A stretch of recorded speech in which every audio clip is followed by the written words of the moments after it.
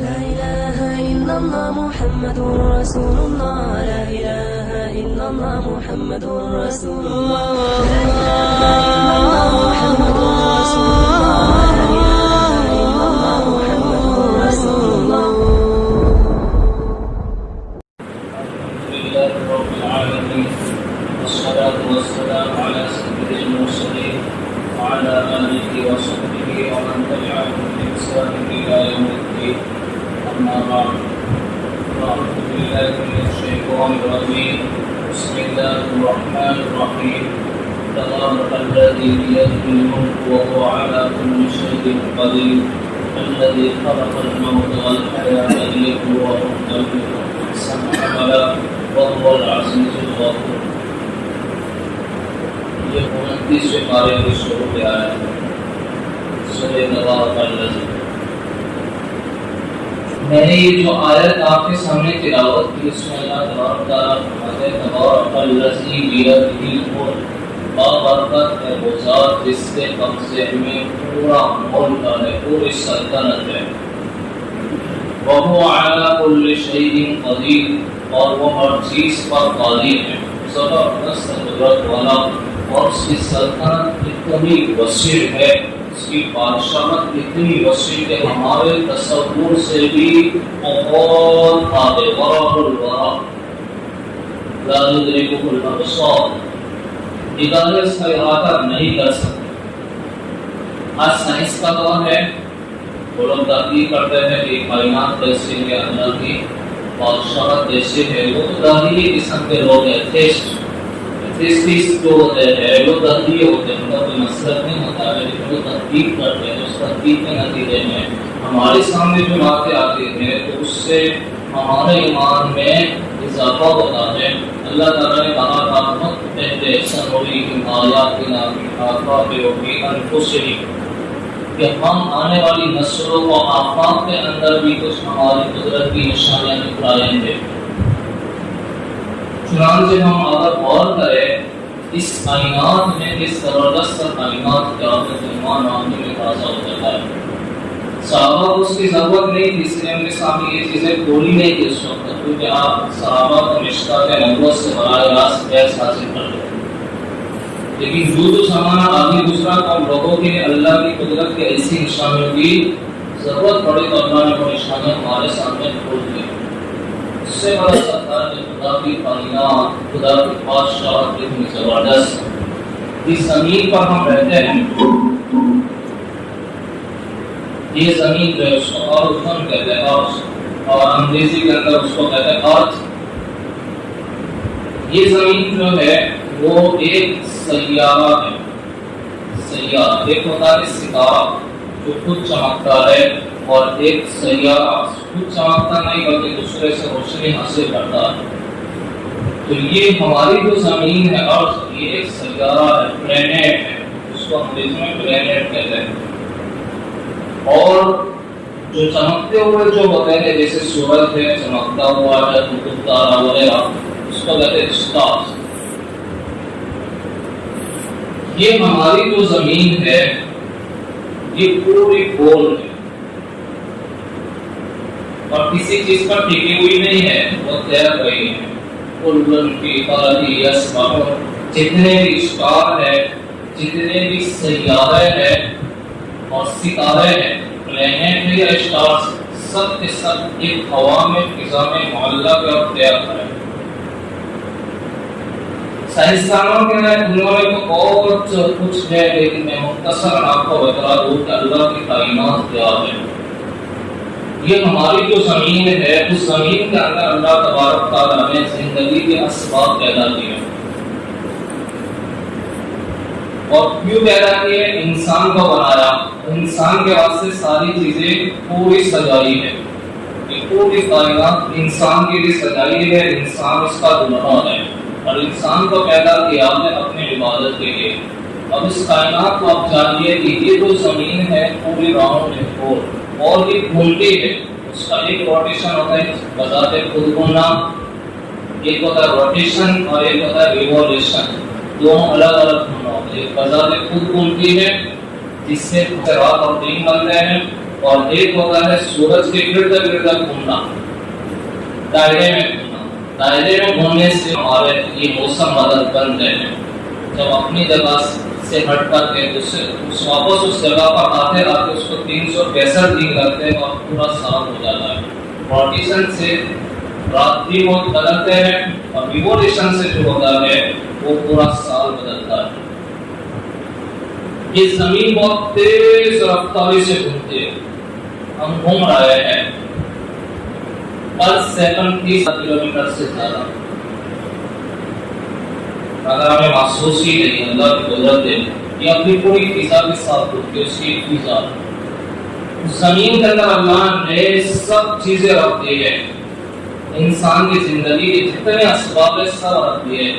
اس سے اوپر آپ چاند پر چلے جاؤ، انہوں نے چاند پر تلاش کیا، کچھ نہیں ملا۔ منگل پر گئے، کچھ ایسی چیزیں نہیں ملی، آکسیجن کی کمی ہے، پورا کمی ہے، ہر چیز کے اندر انہوں نے دیکھا کہ وہاں زندگی نہیں ہے۔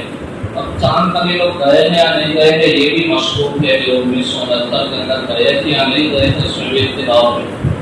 اگر گئے تھے تو اب تک کیوں نہیں جا رہے، جاؤ نا پھر سے۔ سوال یہ ہے اس وقت تو اتنی ٹیکنالوجی بھی نہیں تھی، بہرحال لوگ قریب بھی ہو تو کوئی بڑی نہیں، چاند تو ہم سے بہت قریب۔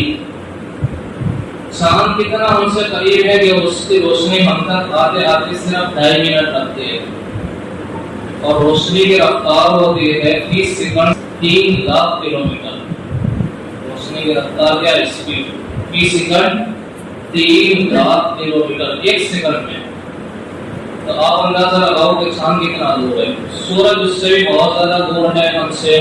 یہ سورج اتنا دور ہے کہ اس کی روشنی ہم تک آتے آتے 8 منٹ لگ جاتے ہیں، حالانکہ روشنی کی رفتار فی سیکنڈ 3 لاکھ کلومیٹر ہے۔ اور یہ سورج اتنا بڑا ہے، اتنا بڑا، چاند تو ہماری زمین سے تھوڑا چھوٹا ہے، جس کا حجم جتنا چھوٹا ہوگا اس کے اندر کشش کم ہوگی، اور جس کا حجم جسامت جتنا بڑا ہوگا اس کے اندر کشش زیادہ ہوگی۔ اس کو کشش اس سے طرح کہتے ہیں یعنی گریویٹی۔ زمین کے اندر گریویٹی کشش سے کوئی بھاری چیز آپ اوپر پہ کو واپس نیچے آ گئی، آپ اوپر سے چھلانگ لگا اوپر نہیں جاؤ گے، سیدھے نیچے آؤ گے۔ یہ نیوٹن نے یہاں سے سمجھا تھا کہ گریویٹی ہے، اس کے اوپر سر کے اوپر اس کے پاس گرا تھا، اس نے کہا اوپر کیوں نہیں گیا، یہ نیچے کیوں آیا، وہاں سے اس نے تحقیق شروع کیا، بہت دور تک پہنچ گیا۔ بہرحال تو چاند کے اندر جو گریویٹی ہے اس کی جسامت کے کم ہونے کی وجہ سے، کم ایسی وجہ سے آپ اگر چاند پر چلے جاؤ تو آپ کا وزن بہت کم ہوگا، یعنی 80 کلو تو تقریباً 40-50 کلو آپ کا وزن رہے گا۔ بعض سیارے تو ایسے ہے جو پلینٹ ہے، اشکال پر کوئی نہیں جا سکتا، یہ بات یاد رکھنا، اشکال پر کوئی نہیں جا سکتا، ستارے پر کون جا سکتا ہے؟ ستارے کو وہ آگ سے درکتے ہوئے ہوتے ہیں۔ یہ سورج ہمارا اسٹار ہے، سورج اس کے پر کون جا سکتا ہے؟ انہوں نے ایک شٹل بھیجا تھا، اسپیس شٹل، سورج سے 60 لاکھ کلومیٹر دوری پر جا کر اس کی تصویریں لینا، اور کہتے ہیں کہ یہ سب سے قریب ہے، اس سے قریب نہیں جا سکتی یہ چیز، اور یہ کتنا 7 لاکھ کلومیٹر کی دوری سے۔ تو اس میں دوری کے اندر بھی اس کا سیلسیس جو ہے درجہ حرارت 6000 سیلسیس بڑھ جاتا ہے۔ ہمارا جو درجہ حرارت جو سیلسیس ہوتا ہے 40 چلا جا رہا ہے تو اور گرمی کے مارے ہم باہر نکل جائیں گے اور پریشان ہو جاتے ہیں۔ 50 سیلسیس پر تو لوگ بتاتے ہیں کہ ہماری زمین کے اوپر انڈا فرائی کرتے ہیں۔ 50 سیلسیس جب درجہ حرارت 50 بڑھ جاتا ہے، گرمی اتنی بڑھ جاتی ہے تو وہاں زمین کا فرش اتنا گرم ہو جاتا ہے کہ اس پر انڈا فرائی کرتے ہیں، اور جو دانے ہوتے ہیں مکئی کے وہ بھی بھون جاتے ہیں۔ 50 کا یہ حالت ہوتا ہے، اور یہ 6000 سیلسیس پر 6-7 لاکھ کلومیٹر دوری پر سورج کی اتنی حرارت اور تپش۔ آپ اندازہ لگاؤ سورج کے اندر اتنا ایندھن جاتا ہے کہ ان لوگوں نے اندازہ لگایا کہ پوری دنیا کا ایندھن ہم ملا دیں، پوری دنیا میں کتنا ایندھن ہے، سارا کا سارا، پیٹرول ہے، ڈیزل ہے، گیس ہے، لکڑیاں ہے، کوئلے ہے، سب ملا دو اور جمع کرنے کے بعد اس کو جلاؤ تو کتنی روشنی ہوگی؟ اس سے زیادہ روشنی سورج کے اندر ہے، اور سورج کا ایک دن کا ایندھن اس سے زیادہ ہے۔ ایک دن کا ایندھن اس سے زیادہ ہے۔ دیکھو ہمارے رب کی قدرت کے سورج کو روزانہ اتنا ایندھن کہاں سے ملتا ہے، اور یہ سورج ہماری زمین سے 10 لاکھ گنا بڑا ہے، 10 لاکھ گنا بڑا ہے، یعنی ہماری 10 لاکھ زمینیں اس سورج کے اندر آ سکتی ہے، اتنا بڑا۔ تو یہ پورا اسٹار پلینٹ، ہماری زمین پلینٹ ہے، پورا مل کر کے پھر اس کے بعد سولر سسٹم میں ہے، سولر سسٹم سے آگے جو ہے وہ پوری گلیکسی بنتی ہے۔ یہ ہماری جو گلیکسی، جس گلیکسی کے اندر ہم رہتے ہیں، وہ گلیکسی، اس کا نام ہے ملکی وے۔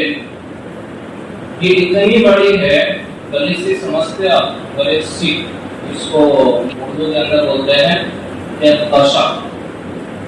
تو ہماری جو گلیکسی ہے جس کے اندر ہماری زمین، سورج وغیرہ آتے ہیں، یہ اتنی بڑی ہے کہ کوئی چیز اتنی تیز رفتار کے ساتھ میں اس کا چکر لگاوے جس کی اسپیڈ 30 سیکنڈ 1 لاکھ کلومیٹر، تو ایسی چیز آج تک تو ایجاد نہیں ہوئی، کوئی نہیں ہوئی ایسی چیز، بلکہ بجلی کی رفتار سے کوئی چیز چلے ایسی چیز بھی ایجاد نہیں ہوئی۔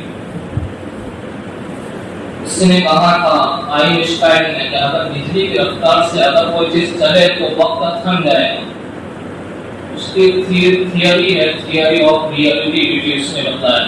بہرحال اگر کوئی اتنی اسپیڈ سے کوئی چیز اس کے ارد گرد گھومے، چکر لگاوے، کتنی اسپیڈ سے، 30 سیکنڈ فی گھنٹہ نہیں، پر سیکنڈ 1 لاکھ کلومیٹر کی رفتار سے اگر کوئی چیز اس کا چکر لگاوے تو اس گلیکسی کا چکر لگاتے لگاتے لگاتے 1 لاکھ سال لگ جائیں گے،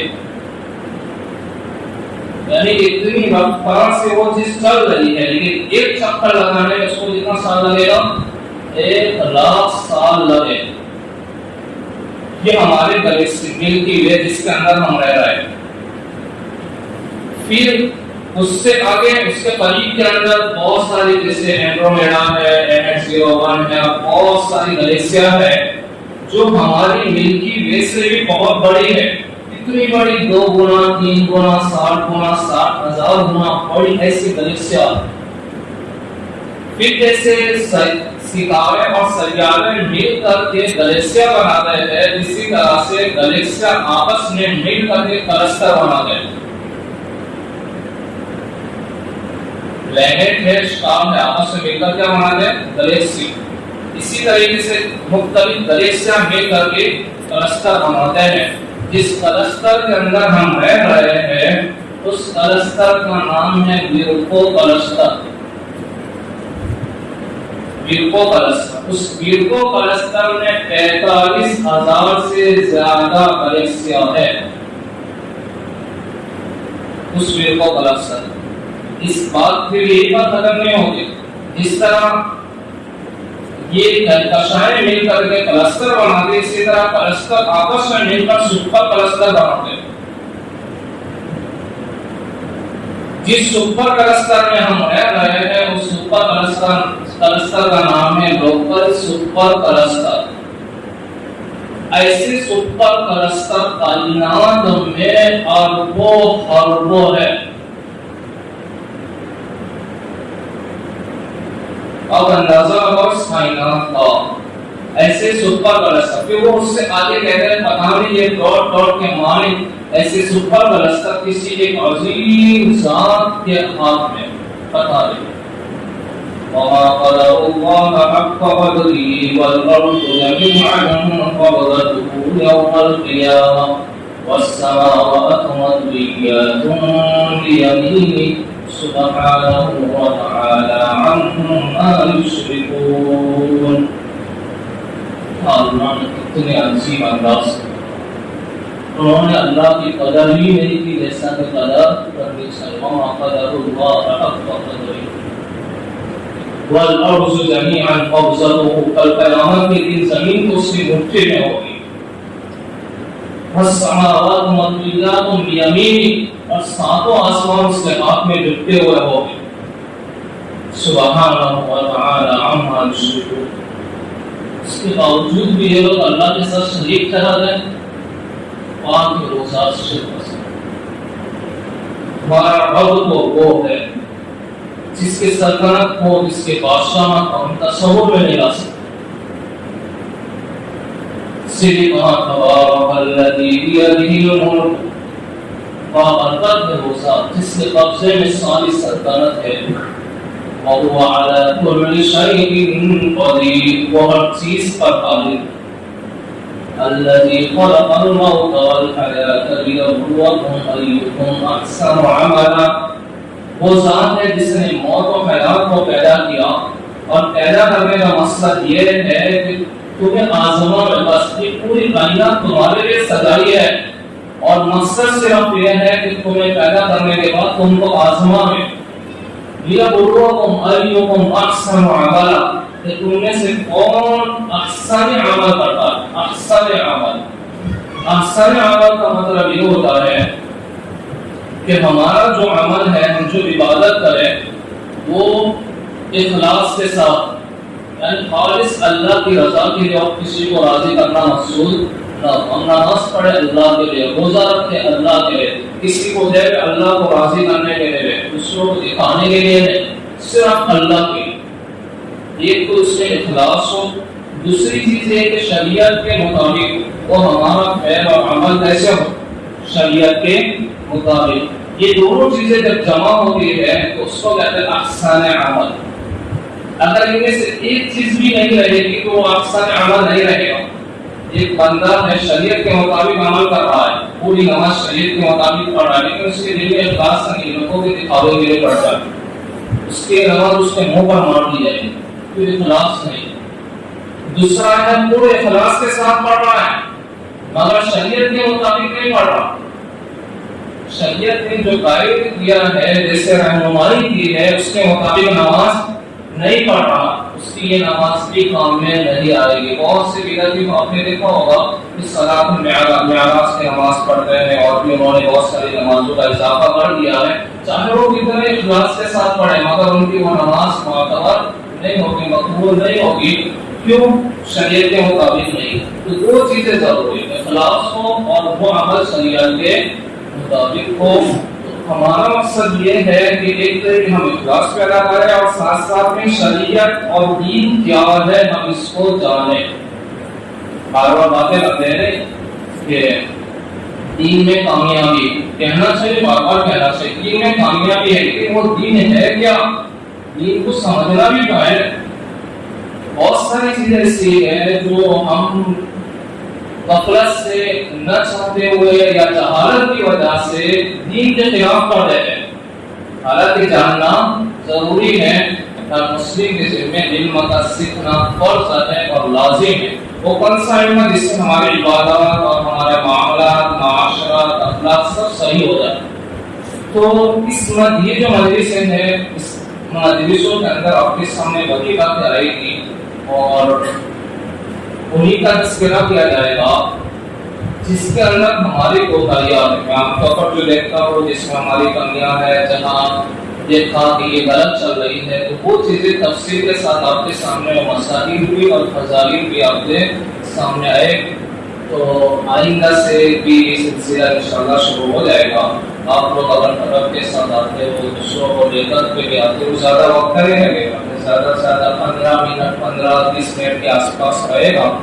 تو جو اگر آپ پابندی کے ساتھ آؤ، طلب لے کر آؤ، دوسروں کو بھی بلاؤ اور یہ باتیں دوسروں تک بھی پہنچاؤ، تو یہ اللہ تجربہ شاہد الغاری آپ علیہ السلام نے فرمایا تھا کہ جو حاضر ہے وہ غائب تک یہ باتیں پہنچا دے اور ان کو بتلا دے۔ جو ہمارے معاشرے میں جو کمی ہے، عبادات کے لائن سے، معاملات، بہت ساری چیزیں آپ کے سامنے آئے گی۔ اللہ تبارک تعالیٰ ہم سب کو کہنے سننے سے زیادہ عمل کرنے کی توفیق نصیب فرمائے اور اپنے رضا والی زندگی نصیب فرمائے۔ وآخر دعوانا لا إله إلا الله محمد رسول الله، لا إله إلا الله محمد رسول الله، لا إله إلا الله محمد رسول الله۔